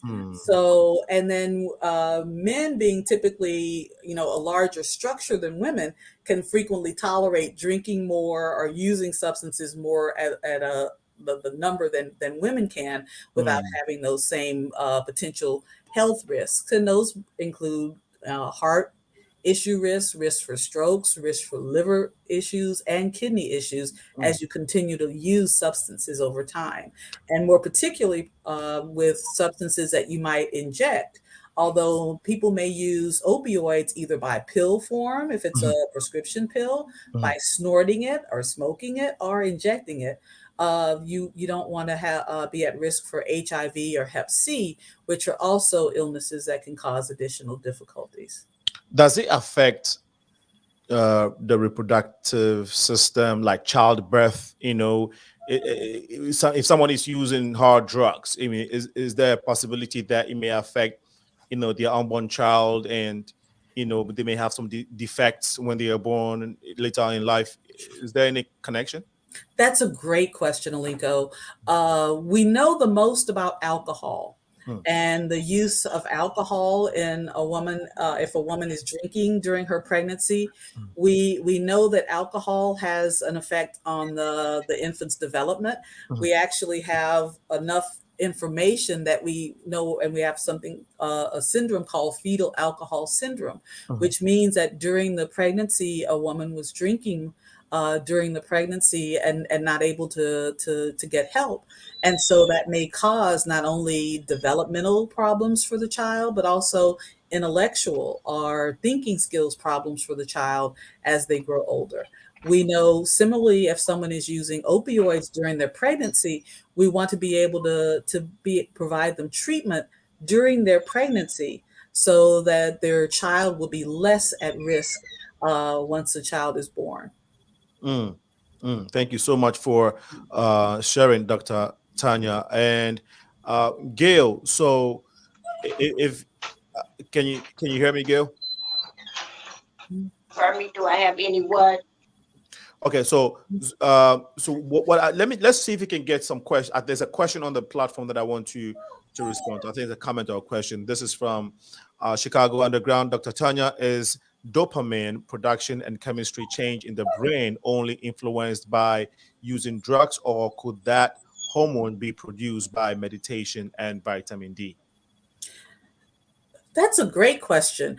We know that they've actually studied monks that do different types of meditation, and that long-term meditation can produce dopamine in a moderate amount or increase dopamine production. And so we can have normal increases in production of dopamine that don't cause difficulties or problems, which is why one of the things that we might do in working with someone that's in treatment is actually to use yoga or different types of relaxation techniques or meditation, not only as treatment, but also to help in coping with the stress of everyday life. Because we know that someone who may have a substance use disorder, when they're stressed or are having going through a negative coping issue, we want them to be able to cope effectively with issues without using substances. So we want to teach different types of ways to relax, to deal with stress, and relaxation or meditation is a great one. Thank you so much. Looks like we have Gil back. Gil, can you hear us? Yes, I can. Awesome. So are you able to identify, or let me put it this way, what are some of the things that you can, what are some of the signs that can make you recognize someone as or a drug user or a drug abuser, if I may use that word? Lee, is that a right terminology to use? Drug user, drug abuse? Because I know a person who uses drugs. Thank you. That's what I was trying to get. A person who uses drugs. I was trying to, yes. Gail, did you understand the question, or you want me to repeat it? Yes. Some of the signs that you know if a person is using. Yes. Okay. Some of the signs you can tell by their pupils. Their pupils. Their eyes. Their eyes. Okay. You can hear their voice. They talk slow. They'll talk out of their head. Mainly, you can look in their eyes and see if their pupils is dilated. You can tell if they're high. Those are the signs you can tell if they're high. Wow. And so, again, during your days, would you say, are you aware of yourself? Let's say if you are under the influence, are you able to be aware of your surroundings, or you're just completely not aware of what's going on when you are under? You are aware of, somewhat aware. You are somewhat aware. Okay. With this new fentanyl, I'm not really quite sure, because I've never used it, thank God, because it's like she was saying, it's much potent, and they do things. They slap on themselves, they jump up and down. So their awareness isn't as aware as it was when I was using. You are aware, not unless you consume too much when I was using, that you are not aware, because you go into a nod. Okay. So if you said, I didn't hear the name, you said the name of the drugs that you mentioned, I didn't catch it. Which one were you referring to? Okay, they're mostly using fentanyl now. Fentanyl, okay. And fentanyl make them act different than where heroin used to make me act. Okay. Fentanyl make them jump up and down, slap on themselves. Okay. Talk to themselves. When heroin might make you talk to yourself a little bit, because I knew this guy used to talk to himself a little bit, but you would go into a nod. Now they go into like a permanent nod, like they're stuck. What is a nod? I don't understand what a nod is. Tanya, can you explain what a nod is? Yes. That's a good. Thanks, Gail. Yes, if someone is not quite awake but not quite asleep, that might be. They're not quite lost consciousness, but they're not quite quote unquote there. Okay. So you can see that they're basically in that sense in their own world, and they may be experiencing that actual the actual high. Okay. And they may say that they've had experiences, or they may feel like they've had an out-of-body experience or a reality experience of knowledge or gain, but they're not able to communicate that necessarily to those that are around them. And so maybe slowed in interacting with other people. The important part also to recognize is that when someone is using fentanyl, the thing that actually kills you is that with any type of opioid, your breathing rate decreases. So when fentanyl is 100 times stronger than what someone might be used to taking in their regular heroin, their breathing rate is going to drop and drop and drop more notably. And so slowing down their respiration and then stopping breathing is what actually ends the life and kills someone who may be overdosing. They stop breathing during that acute state where, as Gail said, they might be nodding, and their body slows down to where they're not getting the signal even to take their breath and to breathe in and breathe out. And that's why using with a buddy, with someone that's watching you to make sure that you might be nodding, but you don't collapse or you don't become unconscious. Is really important, because that way, if you do accidentally overdose, and unfortunately, you can't tell by looking at what you're about to use if there's fentanyl in the drug that you're using. We know now that most heroin that's in Chicago has some percentage of fentanyl in it, but someone who's using isn't able to tell how much. So, but if they use with a buddy, then that buddy can watch to make sure if they're only nodding or if they actually become unconscious, and then can administer what's called a rescue or reversal drug called naloxone or Narcan that can keep their buddy and the person from dying. One of the things that Lee's group has been so great with is to be able to distribute Narcan to those who use and to the family members of those who use, so that if a family member may find a loved one that looks unconscious and they know they use substances, they can give them the Narcan and keep them alive. Because once we lose them, we can't get them back. And we've lost so many people in this opioid crisis. And notably, with the increase in use of fentanyl, it's more Black people that are overdosing now than even what was part of the initial opioid crisis. So we want to make sure that everyone has Narcan, so that if they find or see someone who may be overdosing, we can rescue them and be able to bring them back to where we can get them treatment again. That's powerful. Thank you so much. I should add, Representative Ford says, Narcan and naloxone should be in every home, just like we have smoke detectors. It's that important, and it's the easiest way to save a life there is. Be able to give somebody Narcan or naloxone, and and Tanya was correct. According to the latest mid-year report from the City of Chicago Department of Human Services, Department of Health, is that 90% of the deaths in Chicago from January to June 2021 were 90% involved fentanyl. And I also kind of piggyback on what Gail was saying.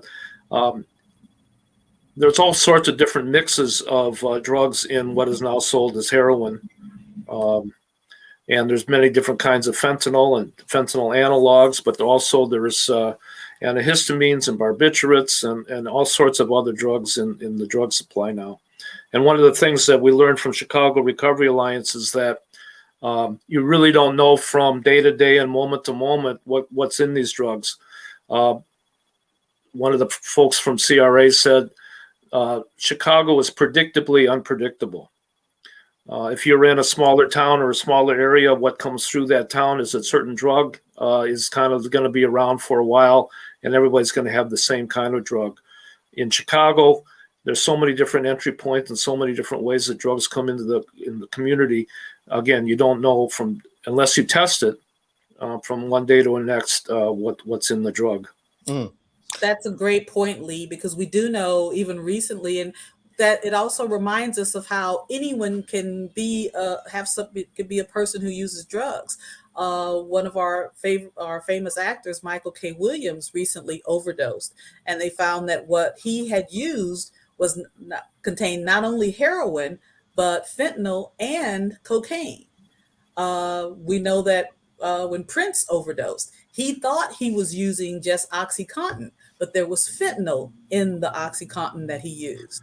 And since What is OxyContin? Can you clarify what that is? Oh, good question. That OxyContin is a type of painkiller in the opioid family, and so it's a prescription pain medication.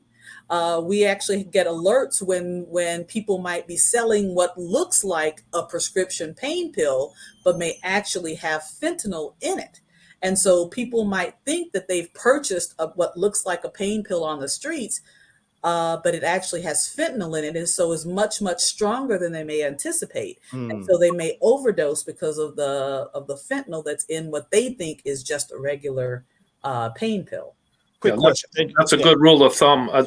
Anybody buying what is a pill on the street should know that chances are it's adulterated with some other type of drug.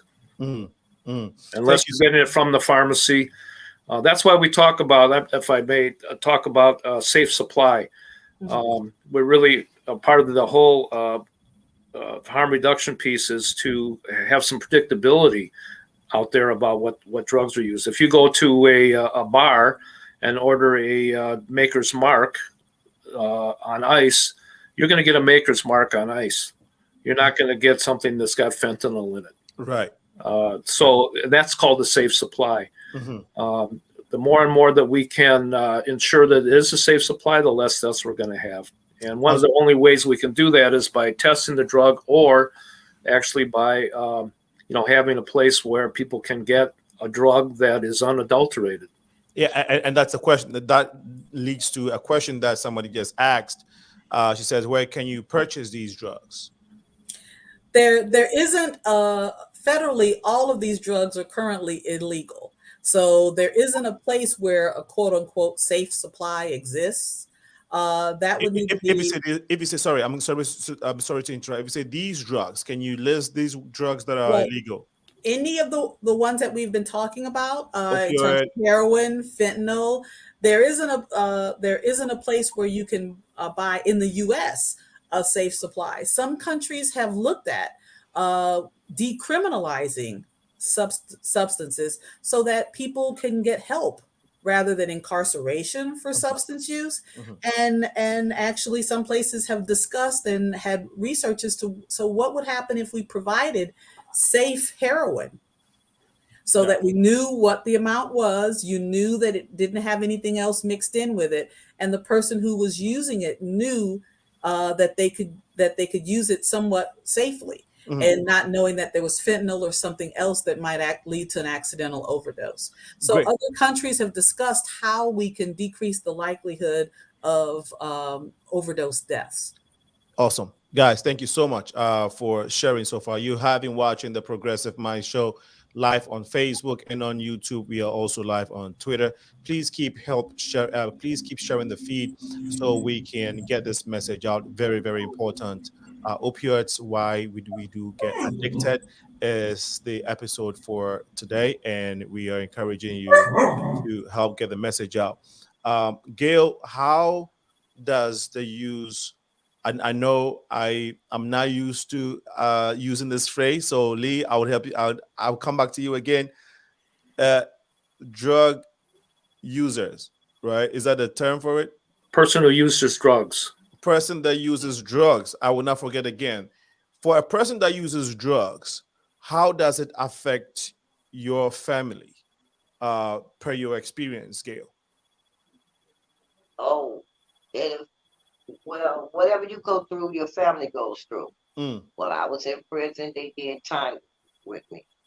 And when you're getting high, your family's going to tell you, just like she said, just say no. It doesn't work that easy. Okay. And a lot of family members don't understand that. They'll tell you go into rehab. All you have to do is stop getting high. But it doesn't work like that. I went into rehab for different family members, and it never worked until Gail decided, I'm sick of Gail. So it affects your family. Wow. And when you were going through this, you felt like you felt like nobody understood you, right? When people would say, I'm sick of Gail, and people would be frustrated, and family members would be frustrated and would try to get you help. Did you feel like they didn't understand you, or you felt like, gosh, I felt like this. I felt like I wasn't hurt them. What's it to them? That's how actually I felt. I said, why they so worried about what I'm doing? They not giving me the money. I'm not hurting their body. What's it to them? That's how I felt. It wasn't that I didn't feel they didn't understand me. At that point, I just felt like, why are they so concerned? And it's not them. I wasn't thinking about the bigger picture. I was thinking about me. I was selfish. It was all about me, not them. Sorry, and is it the fault of the drugs that's making you feel that way, or you just felt, or you would say it depends on the person's individual, personality? I mean, yeah. When you say my mood, one of your coworkers, Lee, keep calling me. And it's important to remember too, Linko, when all your brain is saying is that you need more drug, it's hard to make those decisions that you could and should do, but your brain is telling you need more heroin. Awesome. And that's why it's so affecting, not only for the person who, the next day after they use, they realize that it's affecting their lives. It's affecting the lives of those they care about or their family. Yeah. And families might see the signs of use. That might be the personality change in a loved one. Yeah. They might all of a sudden start to see things in their home disappearing. And they may wonder, okay, has this been taken to go and purchase drugs? Money might start disappearing from while it's personality changes. A person might start to change their friends, or all of a sudden they may lose their job because they're staying at home or in their room rather than getting up and going to work every day like they had. Yeah. And that's when a family can say, hey, we're concerned. We see these changes and we wonder what's going on. Yeah. Can reach out to agencies such as the Westside Opioid Heroin Task Force to say, hey, I'm worried about my family member. I think they might be using heroin.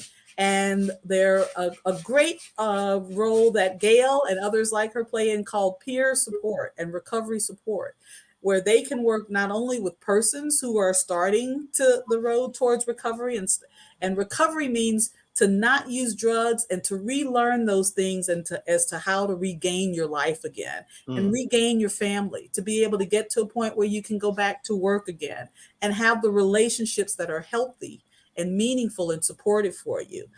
All of those services can be provided to the family, giving them education about heroin, education about Narcan, so that if they may find a loved one where they have overdosed, they can be able to reverse that overdose and help to keep them alive.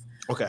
So there are a number of things that families may notice about a person who's using drugs, and in that cycle, those personality changes, the behavior changes, a change in your friend group, a change in what's happening around the house if things might start going missing, and then to be able to reach out to get help and support, to encourage someone to look at getting treatment. Is there a potential, or does any of these drugs make a user violent?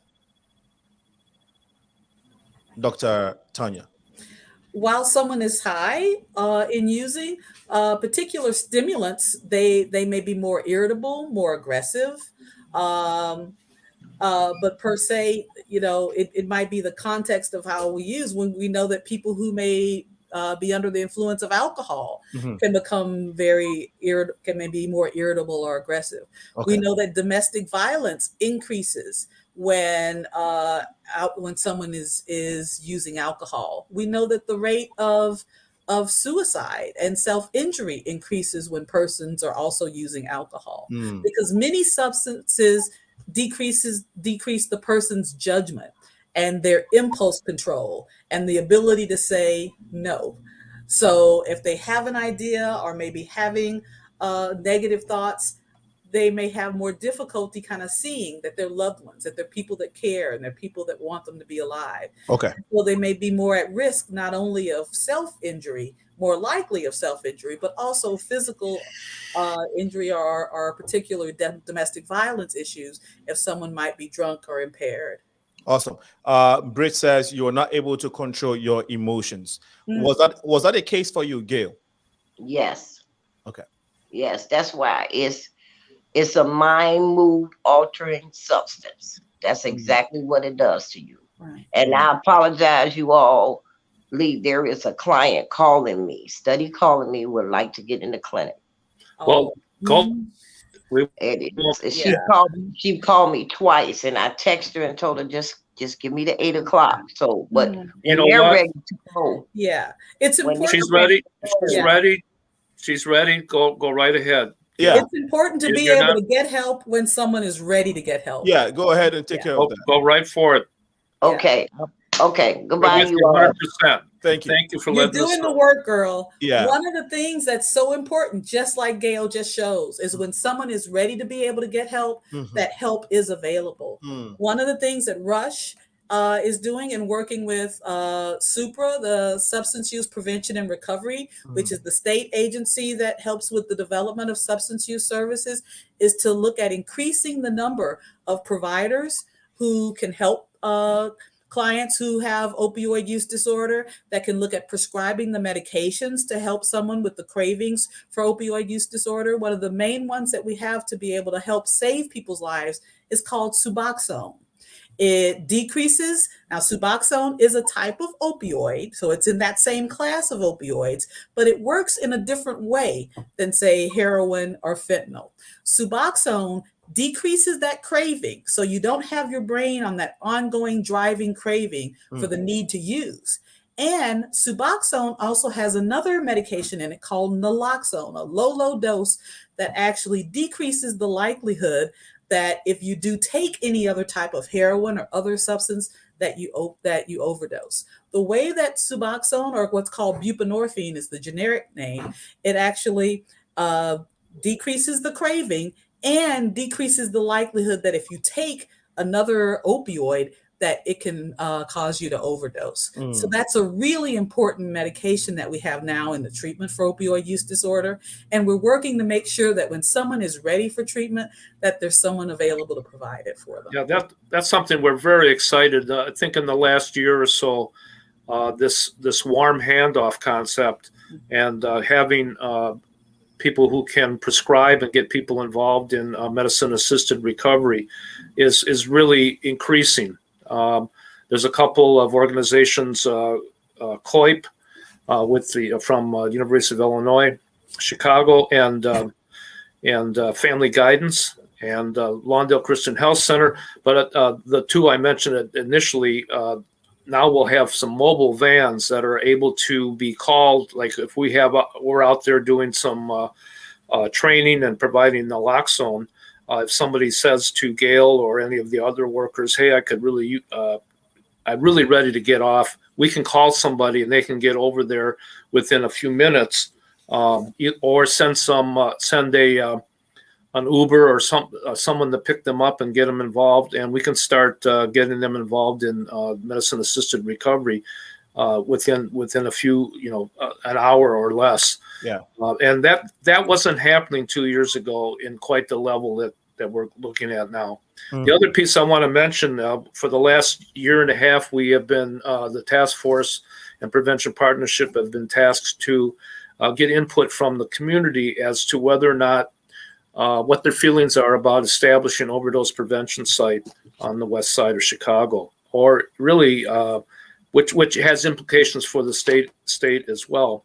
And so we've been gathering information through surveys, through focus groups, through direct conversation with folks as to what they feel about having an overdose prevention site.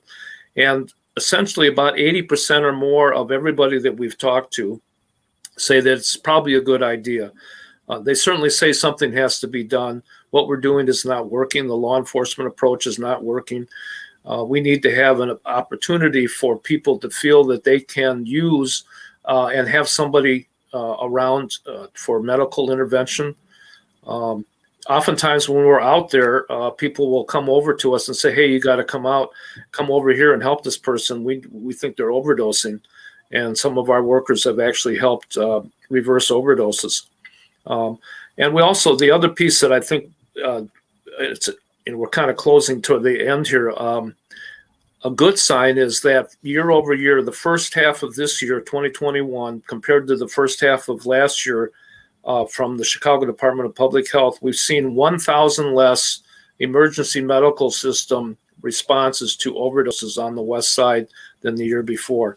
That's 1,000 less times the paramedics have had to go out and reverse an overdose. We think it's because we've gotten a lot of naloxone and Narcan out there, and that the folks who are using out there are being much more safe. They're going slow. They're not using alone, and they're equipped with Narcan and naloxone to reverse overdoses. We hope that trend continues. So far, we're seeing month over month a reduction in EMS calls. And that's a really good sign. We're working with Chicago Department of Public Health. We have monthly updates now, and even maps to show where those overdoses are happening, so we can mobilize those vans that have MAR, medicine-assisted recovery. We can mobilize our outreach teams to get there and flood the area with naloxone. Train people who are loved ones, not just the people on the street, but loved ones who are able to get it. So we see a lot of great trends that have happened in the last year and a half, and I think that's because of the real dedication of all the members of this task force. Great, guys. Awesome points made. And go on Pulaski Street. I think so. Bree saying go on Pulaski Street. So I don't know if you guys are already working there or.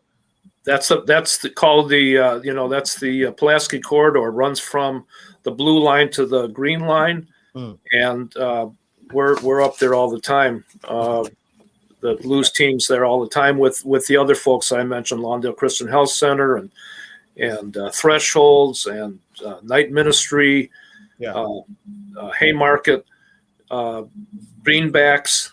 There's a host of groups that are coming out, transforming reentry services. I hope I didn't leave anybody out, but there's such a dedication and such an interest in a knowledge that that's where we have to be in the hot spots. Thank you so much. I know Dr. Tanya wanted to add something, but before you do, how successful has been treatment? I'm going to throw a few questions at you, and I know you're a smart woman, so you got this. I mean, I'm just joking, but I just wanted to throw a few questions so that you can probably put all of it together. So, how successful has been treatment, and can you name some specific prescriptions that can lead to opioid abuse? We know that treatment now that includes medication-assisted recovery, such as buprenorphine, is much, much more successful. In some cases, when we've done research studies, up to 60% successful, whereas just going to a sobriety or an abstinence-based treatment alone, which means just not using and just trying to figure out ways and coping skills to be able to cope, was much, much less. So we know that medications like buprenorphine, which help with decreasing the craving and decreasing the likelihood of overdosing, have been really helpful in treatment. We also recognize that with a chronic illness and substance use disorders, it's a chronic illness, that we may have persons who use drugs who may relapse and then need to get back into treatment. And so that when we look at recovery, there's no, in that sense, 100% cure, but we always want people to be working towards harm reduction, decreasing their use, moving towards medication-assisted recovery and therapy and other services that help them to be able to have fewer days not using. And that's what we're looking at in terms of our benchmarks to help with recovery and the development of that. But we know now that we have medications such as naltrexone or Narcan, buprenorphine, and that combination that I talked about that people can take to be able to start to get off of heroin or methadone as well. That's an important part, and all of them work together and have their place for helping people to get off of heroin are an important thing. You mentioned prescription pills that, if used over time, can become problematic. And those are medications that generally contain some type of oxycodone product, such as Percocet, OxyContin, oxycodone. I think you had mentioned, we had talked about that as well. So those are some of the opioids that with long-term, with use over time, people may develop an opioid use disorder. They're meant for acute pain, which means the immediate issue. If you are getting treated after you've broken an arm, or if you're getting treated in an emergency or hospital basis, and then followed up afterward to make sure that you're continuing to improve. And we have medications now that help with pain that don't have that addiction and then don't have that risk of your body becoming dependent on it and starting that cycle of that dopamine reward system and withdrawal. What's the name of that? What's the name of that medication? There are many different types. They're generally the group is called NSAIDs, so they're like stronger versions of ibuprofen or naproxen, but they're prescription medications that are called NSAIDs, or non-steroidal anti-inflammatory medications that work to help with pain and can work to help with severe pain, but don't have the risk of overdose. Wow. Yeah, didn't I tell you? She's a smart lady.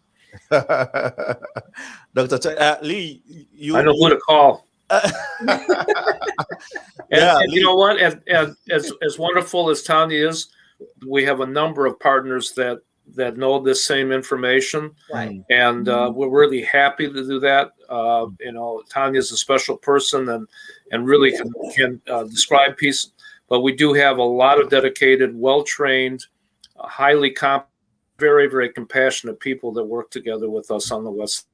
Awesome. And it's really an amazing phenomena. How this has all come together. Thank you so much. I know you guys are working on the website and we're about done. But a few more things. Good thing is this is our platform. We don't have to pay ABC or NBC or anybody. So we know if you guys have a few more minutes, we can handle a few things. Is that okay? Okay with you guys? Okay. Okay. All Sounds right. good. So I know you guys work I'll on be the late website. for dinner. Oh, sorry. Tanya, do you have to announce your situation too? I have a dog that's kind of barking a little bit, but that's my therapy, is pet therapy. We actually at the recovery walk recently to celebrate September, which is Recovery Month. I had my pets out because we do need to find ways to have fun safely. Can we say hi to him? Yes, we do. We do need to find ways to cope. Hello. What's his name? His or her His name is Dubonnet. Dubonnet. Welcome to the Progressive Mind Show. Yes, and he's kind of like, Mom, I'm late. Dinner is late. You want to say hello to? But we do have to find ways to cope and have happiness, find fun. One of the things that's tough for persons who use drugs as they're going into recovery is to find the things that are fun again. Learning to have hobbies, learning to have things that are fun and enjoyable in their lives after they get off that roller coaster or cycle of abuse. And it reminds us that we need to do that every day, even now. What are the things that we find to do that are fun? What are the things that help to give us meaning and working towards that? RUSH works not only with all of us working and helping with during this health pandemic, during this opioid pandemic, they also work with us to say, we need to have wellness and a state of wellness in working with our emotional health, our mental health. And those are some of the best things that prevent substance use disorders and issues in coping.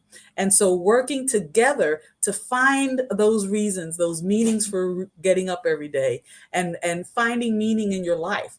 and things that are joyous and happy. Those are all important parts in having a well-meaning and well-lived life. Awesome. Thank you. The question I was going to ask is, through your work and with your experience in doing this for several years, where do you find people who use drugs situations most in the city of Chicago? Is it on the west? Is it more prevalent on the west, south, north, or east? Go ahead. Currently, the prevalence is on the west side. 290 is generally the intake where drugs are coming into the city to get distributed, and where people are driving into the city to purchase drugs and then to take them back into the suburbs. We want to remind people are using drugs all over, not just on the west side. People are using drugs in the high rises. People are using in the suburbs, but they do have to come to where the supply is. Currently, that supply and that interaction is happening more particularly on the west side. And so we always want to remind folks that anyone can be someone who's a person who uses drugs, and that although right now the risks and actually the drug movement is happening on much of the west side. And so a lot of the outreach that Lee and all of our groups that are on the west side have been not only to help with those areas, but to make sure that in areas even outside of the west side that we recognize that drug use needs to be addressed no matter who may be using it. And that also helps to decrease the likelihood that there's stigma associated with. It's not a low income thing. It's not a Black or white or indigenous or Latinx thing. People are all using substances generally at about the same percentage. But we want to make sure that everyone knows that treatment is available. And we also want to make sure that we reach people before they die, before it's too late. Yeah. Right.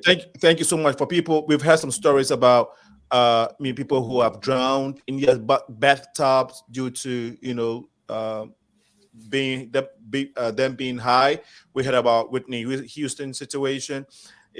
Would you say that those are cases where they were in a nod situation where you lay in your bathtub, you're using it, so you get into that nod situation, and then you lose consciousness, and then you just drown yourself, right? And your ability to respond, because your breathing is already at a lowered state, your consciousness and awareness of your surroundings is at a lower state, and that does place you at risk. Okay. It actually places you at a risk of being a victim if you're out in an area, because if someone is using, they're less likely to able to respond if someone may try to mug them, or so that they're actually at risk of being a victim of crime at that time too, because they're less responsive during those times. Awesome. In closing, once you get hooked, or some people like to take risk and say, I can hit it one time and not touch it again.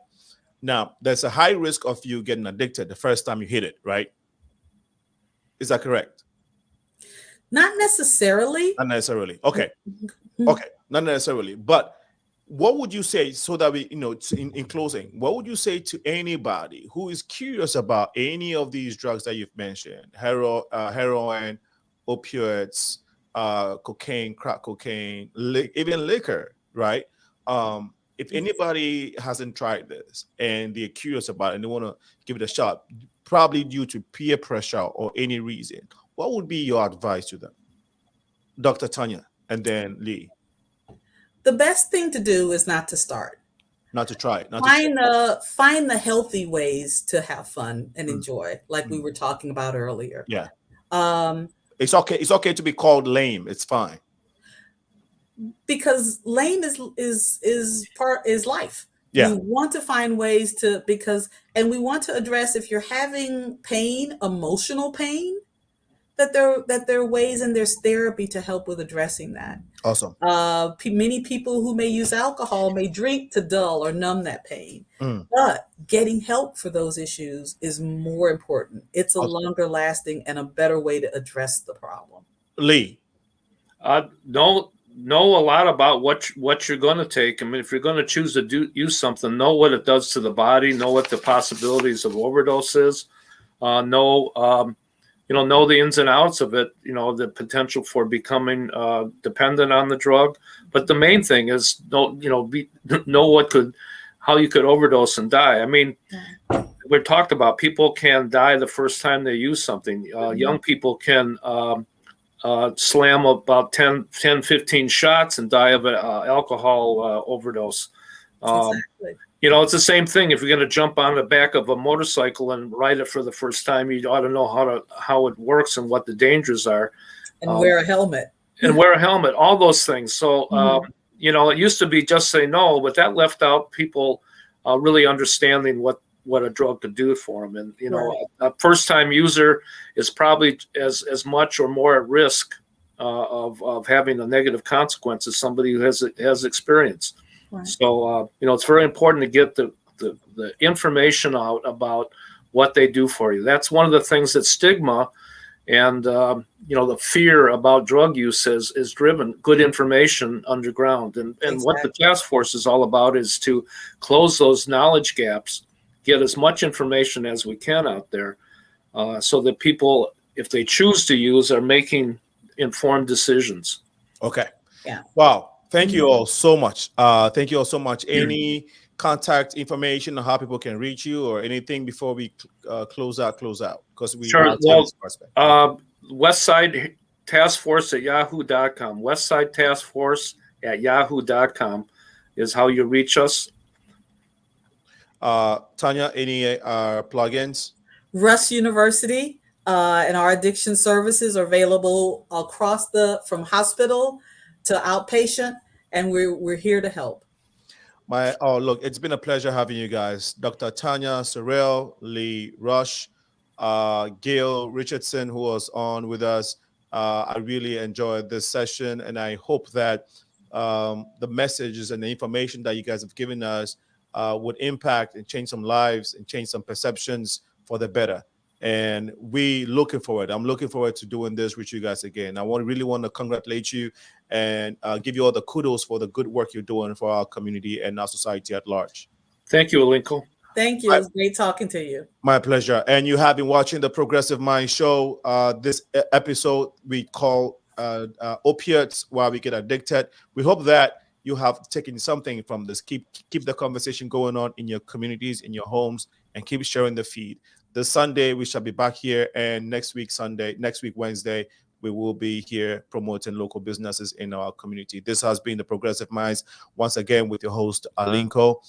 To God be the glory. Remember, to whom much is given, much is required. See you this coming Sunday at 4 p.m. Bye-bye.